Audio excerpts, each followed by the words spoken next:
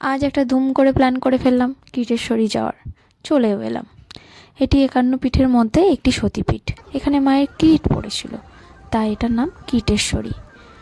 একটা ছোট্ট করে মায়ের পুজো দিয়ে দিলাম। পুজো শেষ করে একটু মেলা তো ঘুরতেই হবে। তো এখানে সব থেকে ভয় কি জানো? জুতো চুরি। জুতোটা টুক করে চুরি হয়ে যায়। যাই হোক, মেলা ঘুরতে চলে এলাম। মেলা ঘুরে যদি 10 টাকায় 5টা লটারি না কাটি, তাহলে মেলা দেখা সম্পূর্ণ হবেই না। কেটে ফেললাম লটারি।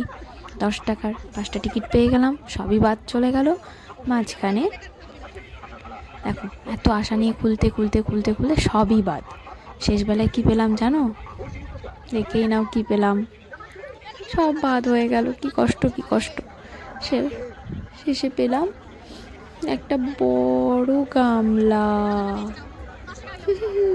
যাই হোক, আমার 10 টাকা উঠে গেছে। এবার কিন্তু আমার লোভ আরও বেড়ে চলেছে।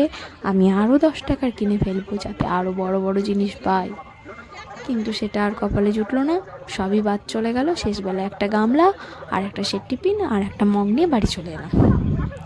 হ্যাঁ, তবে কীটেশ্বরীর আর একটাও জিনিস আছে। দেখো দেখো, গামলাটা দেখো। কি অনেক বড় গামলা না?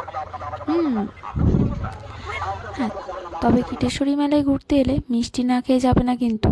আর সাথে খইটাও অবশ্যই নেবে, না হলে মেলা দেখা পূর্ণ হবেই না।